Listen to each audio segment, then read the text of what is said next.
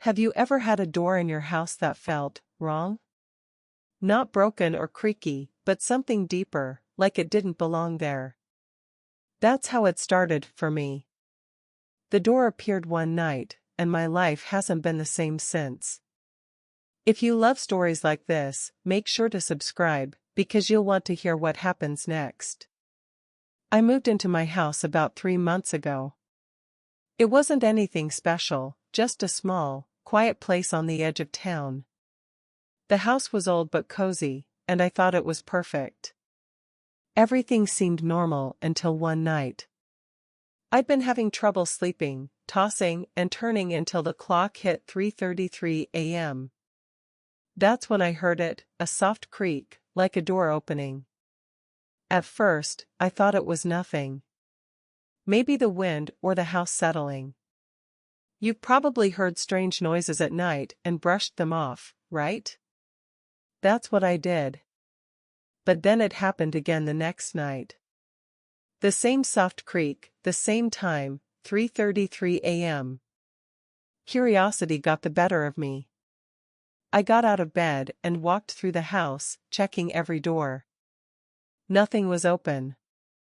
Everything was exactly where it should be. But as I walked back to my room, I noticed something odd. There was a door at the end of the hallway. A door that hadn't been there before. It was plain, unremarkable, painted the same color as the walls. But I knew it hadn't been there. How could it have been? I would have noticed. My heart started pounding as I walked toward it. I reached out to touch the doorknob, but it was ice cold.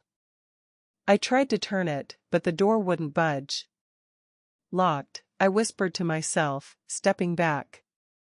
Maybe I was just imagining things. Maybe it was too late, and my mind was playing tricks on me. I went back to bed, telling myself I'd check again in the morning. When I woke up, the door was gone. Just gone, like it had never been there. I stood at the end of the hallway, staring at the blank wall where the door had been. I even ran my hand along the wall, feeling for any sign of it, but there was nothing. Did I dream it? What would you have thought? That day, I couldn't stop thinking about it. I tried to convince myself it was all in my head, but deep down, I knew it wasn't. And when night came, I couldn't sleep. I lay in bed, staring at the clock, waiting.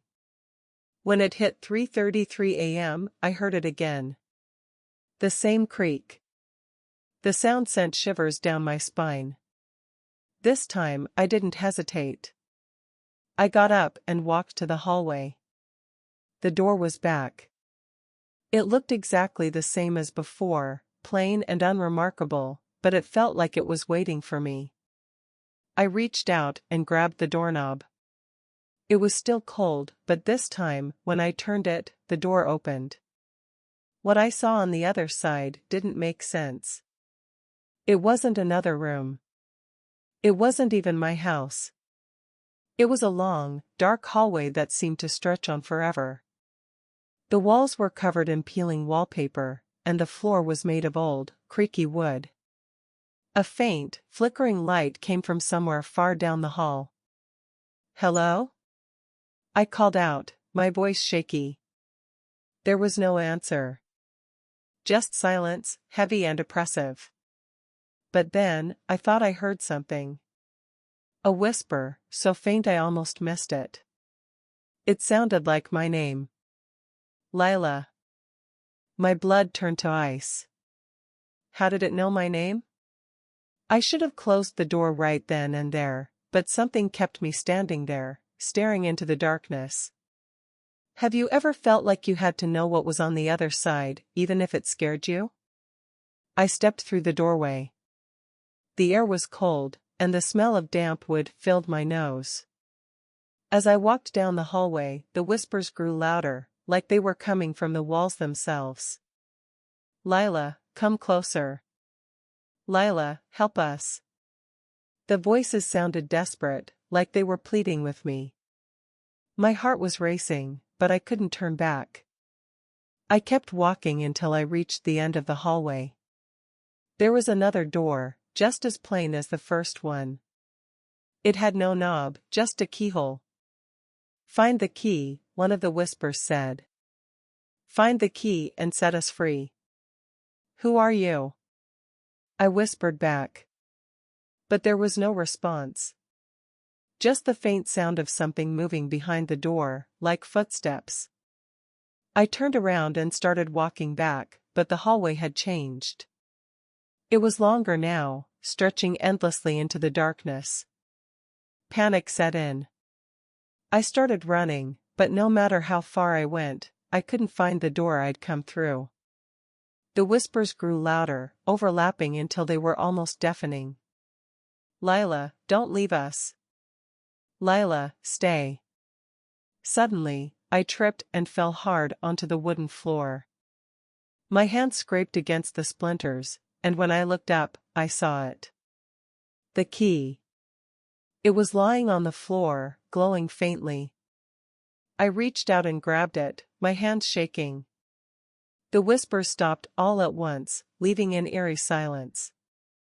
I turned back toward the door at the end of the hall. This time, it felt like the hallway was shorter, the door closer. When I reached it, I slid the key into the lock and turned it. The door creaked open, revealing my bedroom. My actual bedroom, exactly as I'd left it. I stepped through, and the door slammed shut behind me. When I turned around, it was gone. Just a blank wall, like it had never been there. My heart was still racing as I sat on my bed, clutching the key in my hand. It was real. It had all been real. For the next few days, I kept the key with me at all times. I didn't know what to do with it, but I couldn't bring myself to get rid of it. And then, one night, the door came back. The same time, 3:33 a.m. This time, I didn't hesitate. I opened it and stepped through. The hallway was the same, but this time, the voices were clearer. They told me their stories, how they'd gotten trapped, how they couldn't leave. They begged me to help them, to use the key to free them. But when I asked how, they wouldn't say. "You'll know when the time comes," they said. I don't know if I believe them. I don't even know if I'm doing the right thing by going back. But the door keeps appearing, and I keep opening it. Maybe one day, I'll find out the truth. Until then, I'll keep walking down that endless hallway, searching for answers. Would you step through the door if it appeared in your house? If you want to know what happens next, don't forget to subscribe. You won't